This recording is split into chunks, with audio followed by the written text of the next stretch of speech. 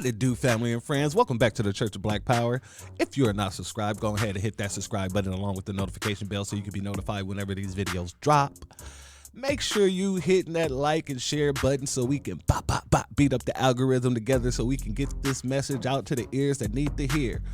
And with that being said, family and friends, our good friend Representative Ron Reynolds was on a panel, and he was actually speaking in a manner in which I thought was very, very black of him. Now, he did try to, when I asked the questions that I asked him, he didn't say that he believed in reparations. However, he didn't get in depth about his belief of the Democratic Party or how he feel like we've been taken advantage of. None of that. He didn't say any of that to me. And I don't know if this interview is before or after I caught him at TSU, but I believe that it is something that we should listen and take a good ear to, take an ear, because they're saying what we've been saying on both sides of the equation. There's going to be a Republican there, a brother there, a Republican brother, and Ron Reynolds is going to be there, and a sister who also works within the Democratic Party. But they're all going to be sounding like the new black media. So I want to make sure we get into this, because this is an interesting situation. Factor Uncensored starts right now. And thank you for joining us here on The Factor Uncensored, and thank you for staying up late. Now, according to the Pew Research Center, 80% of black voters identify with the Democratic Party, compared to just 7% who identify as Republican. But in the current political climate, the question arises, how much does the Democratic Party care actually about black people? Joining me now to discuss this topic are Representatives Jelonda Jones and Ron Reynolds, along with Republican attorney Kevin Fulton. Let's begin with State Representative Ron Reynolds. Your thoughts on this? You have been a lifelong Democrat dedicated to the party. Are they doing the most to show appreciation to blacks? Isaiah, I'm going to be very candid with you. They are not. I think that the Democratic Party has taken the African-American vote for granted. African-Americans have been the lifeblood of the Democratic Party, the most loyal base of the Democratic Party. And that loyalty has been often taken for granted when it comes to consultants, when it comes to candidates that they're investing in, candidates that they're promoting for higher office. Blacks have not gotten the kind of support that they should get based on the enormous support that they give to the Democratic Party. So I think there's room for improvement. Unfortunately, African-Americans hadn't had much of a choice because the Republican Party's policies don't benefit the African-American community. So he started off very good. Very, very good. But what he ended up doing is he ended up flipping it and making it like, oh, well, no, we haven't been doing it. We've been taking advantage of the black community. We've been doing this. We've been doing that. However, we don't have much of a choice. The Republicans' policies hurt black Americans, this, that, and the third, yada. Okay. It was Donald Trump who actually passed police reform. Let that sit in. Let that sink into your brain. It was Donald Trump who actually passed legible police reform. It was Donald Trump that made sure these migrants who stand across that border. As a matter of fact, it was Donald Trump that went into several companies who had illegals and was shutting down the companies and shipping them out. Now, I don't like Trump. Don't get me wrong. But I can give you some things that he actually did that would have benefited the black community if Biden didn't overturn those things. And when he was running for president, he had that platinum plan, which wasn't much, but it was something. And he was willing to give $500 million to black businesses. So when he says that Republican policy hurt black Americans, I mean, there are a lot of different policies that are put out by Republicans that actually don't.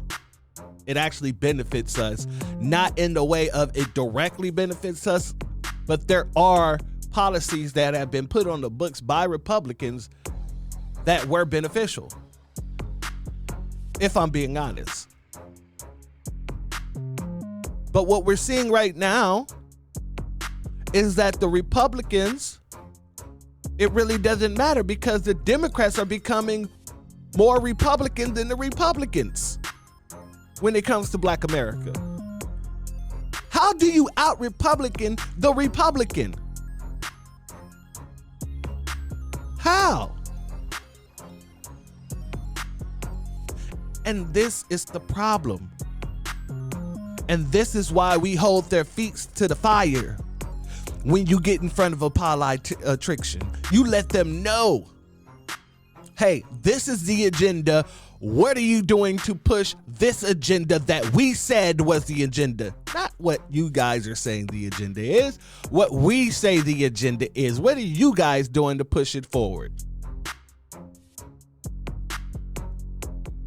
But he tried it, didn't he? Came out sounding all rah-rah.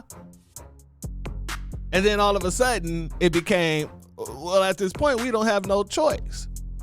Well, I expect that answer from a lifelong Democrat. Let's continue. Stuck in a rock and a hard place, and the Democratic Party has been the best party for our values. Unfortunately, we've been taken for granted. All right. He said it's been the best party for our values. Unfortunately, we've been taken for granted. 60 years.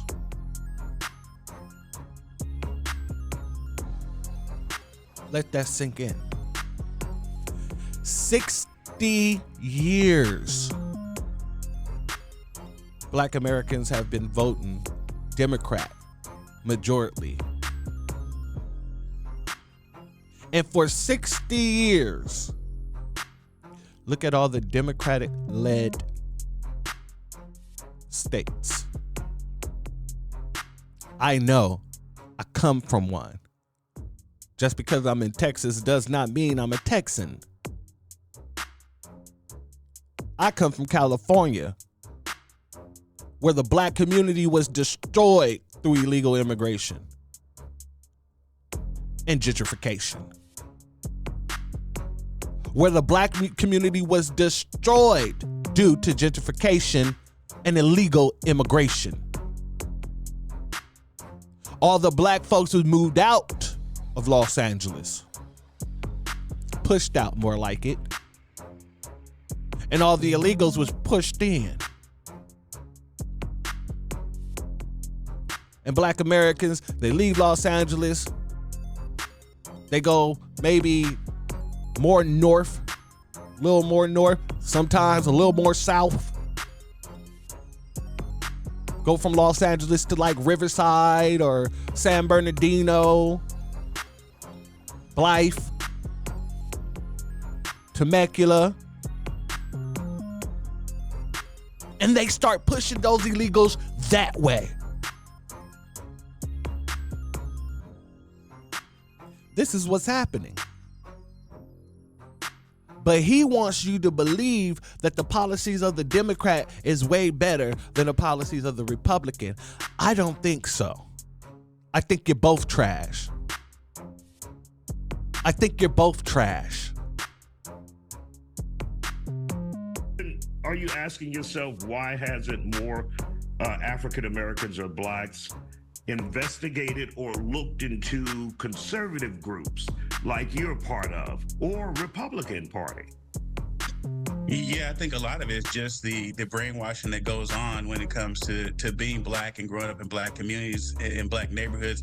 I was a Democrat before I switched parties, and I can tell you that I felt that the Democrat Party no longer valued my vote, and so I looked to do something else. Look at it. Representative Reynolds is correct. We give the vote to the Democratic Party higher than any demographic there is out there. Yet what have we gotten for that? We've got our communities still with high crime. We have health disparities. You look at what's going on in some states like New York, where it's a liberal bastion, and they are taking money out of black programs and giving it to people who've entered illegally. You look at Chicago, and Chicago's taking away community centers and things like that away from black communities and giving them to other people that have just entered the community. I look at California. That's supposed to be a liberal utopia. And do you realize in California there's 52 Congress people elected every 2 years, and they have not elected a black man in 24 years. Facts.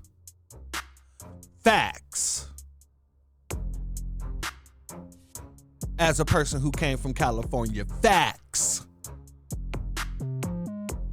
And they refuse to.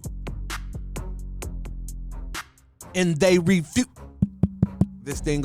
refuse to elect a black man to run California. Oh, you're pushed out of the race before you can even get the shot to address the people. So when we're talking about racism, you catch plenty of racism in Democratic states just as much as within Republican states. Now, my pushback for this brother is that he said he felt like his vote wasn't valued anymore, so he went and started voting Republican. What are you getting from your vote under Republicans? See, you just jumped from one plantation to the next and actually didn't receive anything for your labor on either one. You're just going to be more ignored now because you're in the Republican sector.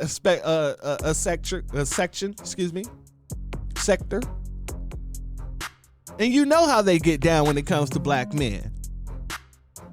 Tim Scott.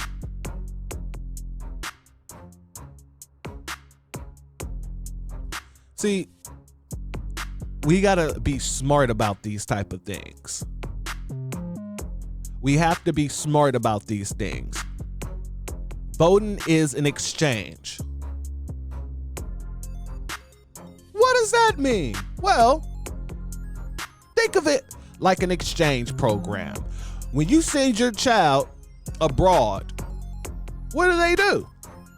They send one of their children to you. It's a fair exchange, no robbery. This child get to experience the life that the other child was experiencing and vice versa. So a fair exchange, no robbery. That's what politics is. When you're being robbed, and in this case, being robbed is giving up your vote for nothing. When you're being robbed in your communities, that is not a fair exchange, no robbery. If everybody else's community is being targeted for policy, being targeted for funding, and yours is the only one that's being deprived of both, that's highway robbery. Because it's your tax dollars that's making it possible for that to happen. And it was your slave labor that made it possible. So that is more atrocious than anything. Allowing them to come into your communities and then convince you that you need to vote for them because the other party don't like you. Or the other party got racist policies. Okay, fine, they got racist policies, but so do you. So what are you bringing to my community to sway me to go and put my vote, my ballot in for you?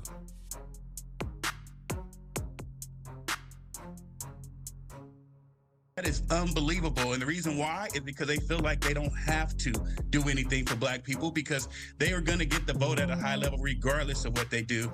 And I would like to see the Republican Party stop thinking no matter what we do, blacks are never going to vote for us. That attitude has to go away. And I think black people, the Black Caucus has a great saying: no permanent friends, no permanent enemies, only permanent interests. That sounds good, but the Black Caucus have not been doing that, have they? Oh, no. That sounds amazing, but the Black Caucus have not been doing that, have they? And the policy that they do bring has nothing to do with black Americans. They took money out of the country to give to Caribbean countries and things like that. They didn't bring no funding into black communities.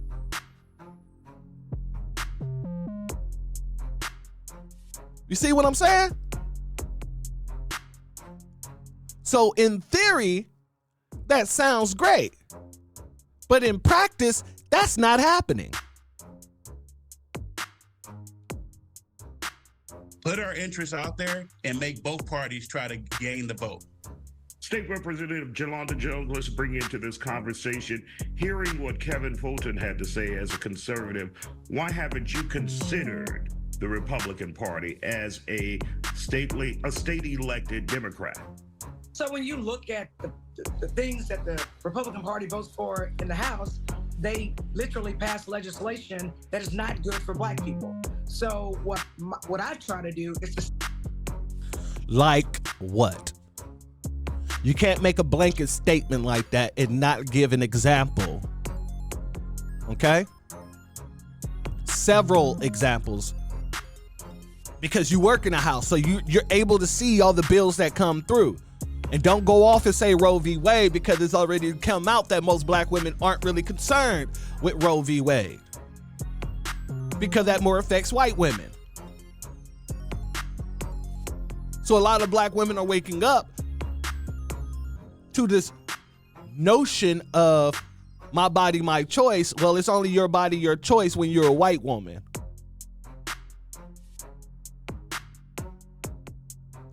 However, you cannot, and as an interviewer, I would never let a person just say something like that and just walk away and continue to talk. I'd be like, oh, well, hold on one second. Can you give me some examples of some of these bills that they're voting on outside of the ones we know about in the press? I guarantee you that would have tripped her up. Not that I care, but that's my job as an interviewer, is to ask the tough questions. And when you make a statement that's so blanket, a coverall statement, it's my job to take the blanket off and individualize what's going on under the blanket. Shine a light on what's under that blanket. So that's another tactic we all need to look out for. Oh, well, the Republicans, they just, they're very racist towards black Americans. Okay, cool. So is the Democrats. Well, the Republicans got policies that are bad for black Americans. Okay, that's cool. So does Democrats.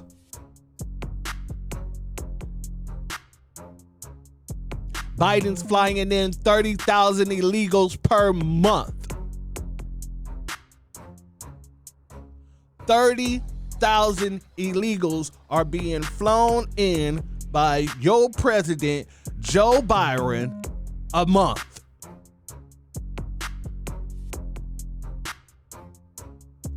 $30,000. I just want you to understand. 30,000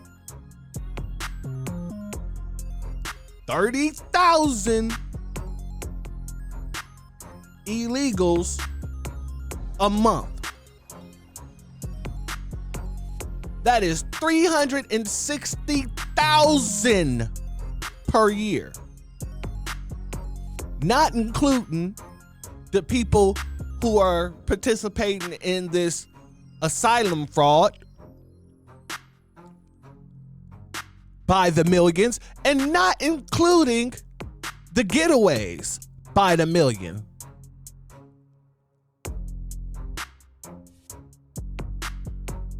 So we got to get away from this notion of letting people speak like that to us without us calling them directly out at that given time.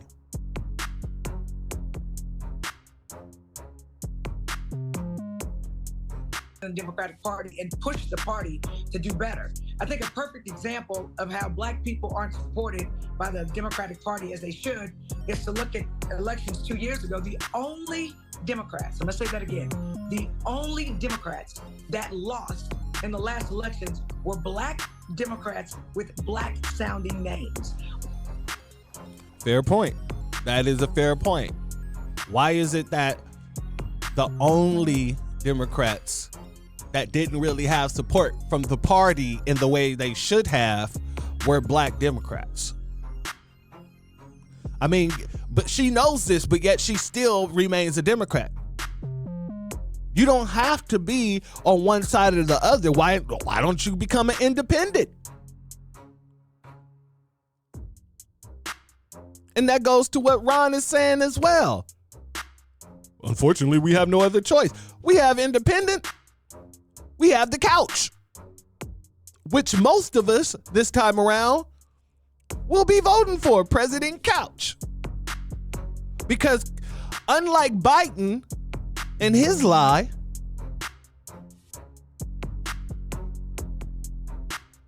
I'll always have your back because you always had mine. Unlike that, President Couch has actually always literally had our backs. So I think it's time that we go and vote for President Couch, because we know that he's had our back. Literally. What does that mean in layperson's terms? It means, for the most part, Democrats voted for people that they thought were Democrats, but if they sounded black, then they voted for somebody other than Democrats, where actually Republicans benefited from that. So there's a lot to be done. When I used to be on the state Democratic Executive Committee, much more money was put into, for example, Latino outreach than black outreach, which I've always said this. Black people are the highest demographic who vote for Democrats. So if you get us to the polls with GOTV efforts, then we're going to over 90% vote for Democrats. If you get other demographics, you have Hispanic people that are, some are Democrats, some are Republicans. So if you just drive Latinos to the polls, it's a mixed bag. Some may vote for Democrats, some may vote for Republicans. And so the Democratic Party has not figured out that it needs to speak about issues that are important to black people in the Democratic Party. For example, criminal justice reform is important to black people. Which Trump actually passed.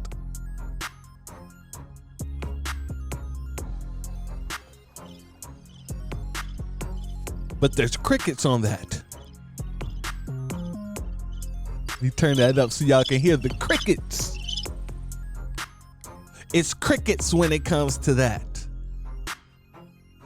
The fact that Trump actually passed a criminal reform bill that Biden overturned.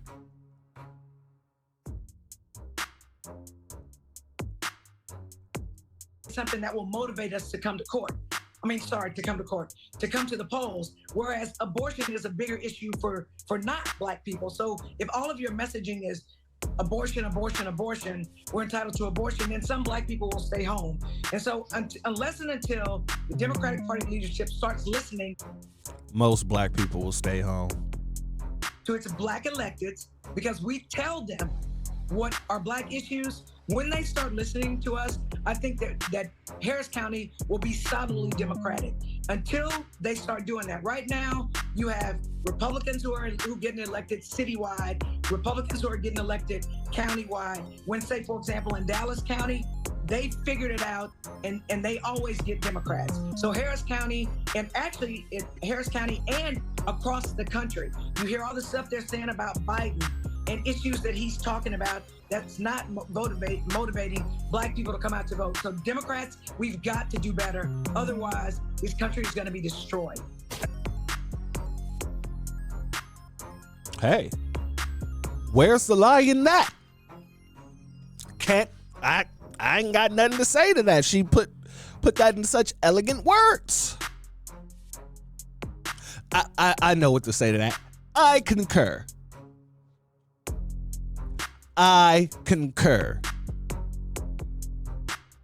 You're gonna lose. Same thing that I told Sheila Jackson Lee, same thing that I told Ron Reynolds, same thing that I told Senator Boris, same thing that I told the House with Catherine Clark. I don't know why I keep forgetting that woman's name. It is real simple. Catherine Clark, excuse me. Anyway, as I told all of them, if you guys do not give us real policy, if you don't give us reparation, a transformative black agenda, you will lose. The only people that can get you back into the White House is the black community. No one else can do it. And for those of you who've seen the video, you know. No one else can do it. The same way, and I'll be speaking about this in another broadcast, but there is a person by the name of Robbie Wells running for president. I don't know too much about him. I know that he's a motivational speaker, but I did send out a inquiry, more like a statement and an inquiry to his team when his team brought it up to me. And I made it very clear, no one has a pathway to the White House without black Americans. So what's his black American agenda? And also, where does he stand on cash payment reparations to the descendants of American slaves? I'm still waiting to hear back from that, by the way. When I hear back, you guys will know. This should be the question we ask to everyone who's running for high office. Period, point in black. Period, point in black. What is your agenda for black Americans? What is your agenda for black Americans?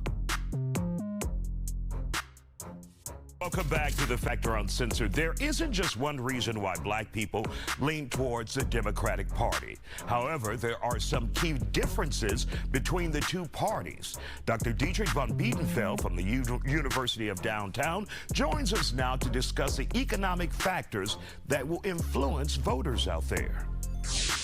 Dr. Dietrich von Biedenfeld, University of Houston Downtown. Let's hear your perspective and how the African-American voter, how they're treated by the Democratic Party. Right. I think the prior speakers have touched on this idea of being taken advantage. And when we think about it from an economic standpoint, we see this with employers. Employees who switch jobs oftentimes see higher salaries than those who show proven loyalty to their employer. The person who stays there gets that 2% year-over-year raise, and the person who comes in new has a competitive market salary. That is a great point. That is a wonderful and excellent point this man just made. We need to be thinking about it like a job. The longer you stay on that job, the more and more that job is going to take advantage of you. You won't see pay raises. You don't see your promotions, none of that. But when you go to look at other jobs, oh, now they want to act right. When you tell them, hey, look, I'm putting in my 2 weeks notice. I got a new job, this, that, and the third. They're paying me 3 times the salary plus benefits. Plus I get vacation days paid off. Plus I get A, B, and C. If they want you bad enough, you know what they're going to do? They're going to say, I'll match everything. I'll even put in an extra 10 cent, 15 cent, or whatever. They're going to try to negotiate with you because you're important to their company. Black Americans need to understand how important we are to the company of the Democrats. We need to be able to leverage our vote in the most beautiful ways, which is looking them in the face and saying, nah, get somebody else to do it. Go get those illegals to do it. Go get those Palestinians to do it. You wanted that 100,000 votes so bad, right? Now you have it. Did it put you over? Of course it didn't, because they don't have enough numbers to. The only community on this soil that has enough numbers is the black community. Latinos may be able to do it too. Give you a nice boost, but guess what? They don't vote for Democrats in the way that we vote for Democrats. And why are we so tough on Democrats' head? Because we vote for Democrats. We don't vote Republican. So it's their obligation to give us policy. It is their obligation to bring resources. We shouldn't be begging anybody for nothing. Well, technically, we're not begging, we're demanding. And we shouldn't have to demand any damn thing. We should just tell you, hey, this is what we need. And you bring it. And that'll keep us going to the polls for you. Why the hell would I do anything for anybody that steals from my community? It's like, let me give you an analogy. A building's being built right next door to your house. And the construction workers are loud, noisy. And every day you go over there and you ask them, hey, can you guys keep it down between these hours and these hours? I got to sleep, I got to work in the morning, this, that, and the third. And they ignore you.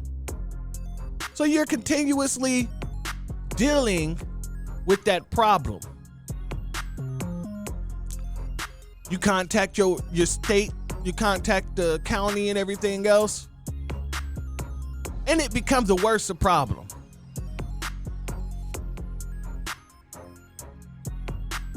But one day, you get a knock at your door,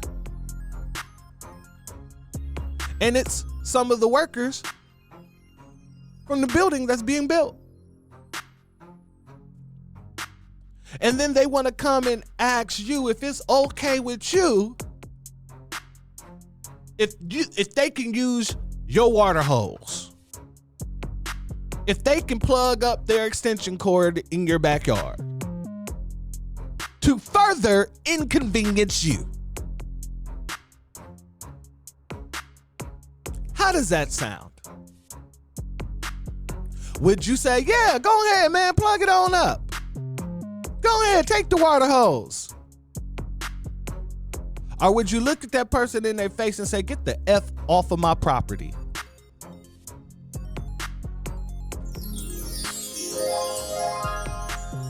Eureka.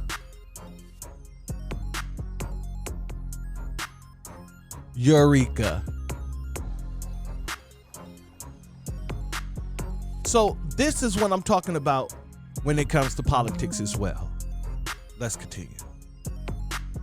think the Democratic Party has seen a very real concern that the Hispanic population is increasing vastly more rapidly than the black population. So from a strategic or economic perspective, there is an incentive to draw in those votes. There's also the competitive nature, though, where if you think 30% or so of Hispanics voted for Trump, but only or fewer than 15%, probably closer to 8% voted for Trump out of the black population. Why am I worried about this? Well, again, strategically, you would say common sense. Who carried Joe Biden through Georgia? Who carried Joe Biden through Pennsylvania? Black voters. But then looking at the population, looking at the economic parity, that $1.3 to $1.5 trillion spending power of the black population, the Hispanic population is catching up with that very quickly. We're just not having babies. And so I think these concerns on a very real point of totemism say, okay, Squirrel Clan, Bear Clan, whatever, the Democratic Party hasn't looked at that, but they also are looking strategically and saying, we need more people. But I think the economic part of this is a lot of times when you look at consumers, you may have people who are very vocal about a certain product that they can't afford. And we think back to the resignation of a certain Mississippi senator years ago for comments positive towards Strom Thurmond, a segregationist. He didn't have to resign from leadership in a realistic sense because his voters in Mississippi would have sent him back another 6 years, maybe if he had made even more controversial comments. That's a fact as well. That is a fact as well. I'm going to, excuse me. I'm going to skip forward a bit because we don't have that much time. There is another segment that I want to cover. If blacks walked away, what do you think it will take to get the attention of the Democratic Party, to get the attention that black voters deserve? Well, Isaiah, there's been talk. I mean, you see it right now with Biden's polling numbers, with African Americans, particularly African American men, saying, no, we're not voting for you. We're not supporting you. He would lose the election if the African American turnout goes significantly down in those swing states. Quite frankly, there won't be a Biden victory. Many of the Democrats won't win in these elections for Congress and U.S. Senate. Now, ain't that what I said? That's why I said, I don't know if he said this before or after he saw me. But when he said particularly black American men, I kind of feel like he was talking about me because I was the one that ran up on him and pressed him. I might be wrong. However, let's continue. Will retake the Senate and they'll keep the House. And so African Americans, President Douglas said it best, that power concedes nothing without a demand. It never has and it never will. We have to demand a seat at the table. We won't continue to be on the menu. The issues that African Americans care about have to be front and center and paramount.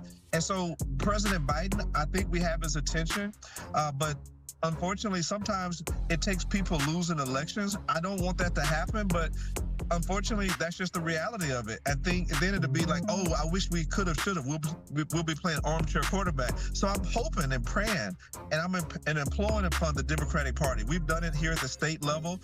We're doing it at the national level, saying, look, you guys better pay attention, or else we will lose and we will be miserable with these failed Republican policies. So I think we got their attention, and we just have to change course before it's too late, before the election happens in November. I don't know. That's not going to happen because fat meat is greasy, and the Democratic Party don't believe that. Biden sure don't believe that. So now he's getting to see how greasy it really is.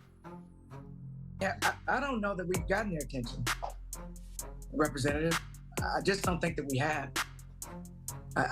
They're not listening to us. Like, if I were the Democratic Party, say, across the country and even in Texas, I would literally talk to my black elected officials who live in the communities that they represent, and I would say, hey, what's going to move your voters to the polls? Because I think that when you're talking about economic prosperity and what actually gets people to the polls. That's a problem when you got black women dying at higher rates when they deliver babies, when you have black babies dying at higher rates, when you have more black people getting killed by the police, when you have more black people not having access to healthcare, loans, or affordable housing. You've got to speak to those issues to motivate us to come to the polls and try to vote for you so that our lives can be better.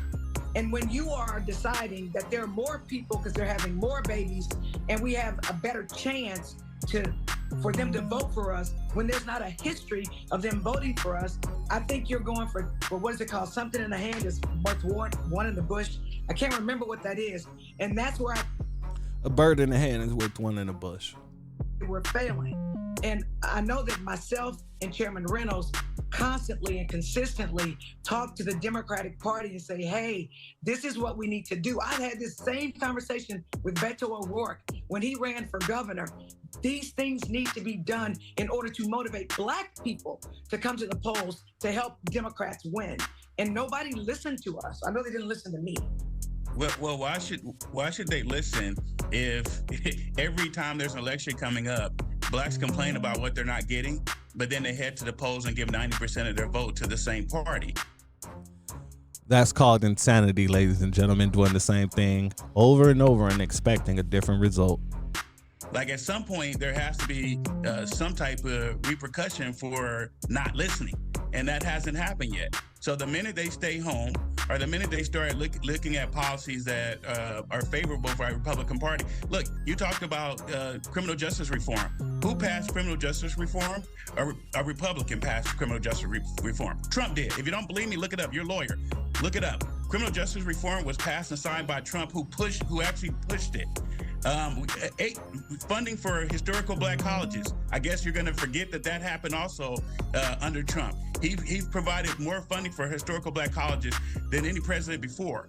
So I'm not saying you have to like Trump or look at Trump, but I'm saying even look at your local Republican Party, look at your county Republican Party, look at your state Republican parties, and see if there's something in the platforms that you believe in that helps the black community.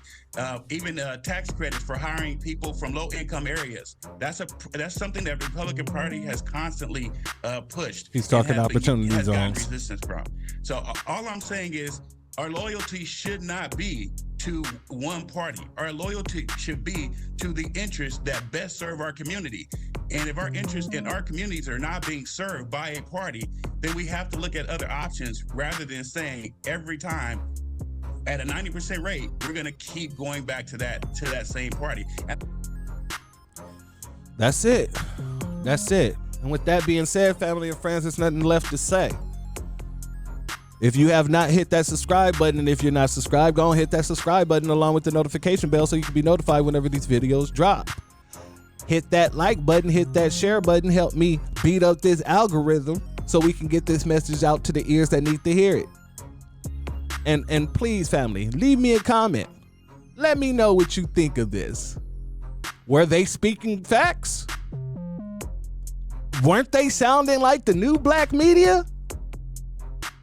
Until they started caping for the party at the end of their speeches. All of them did the same thing. They started out sounding like us, and then they switched up and started sounding like themselves again. But hey, that's what happens. And that's why you keep your foot on their neck so they don't switch up. With that being said, family, the doors of the church are now closed. Peace, family.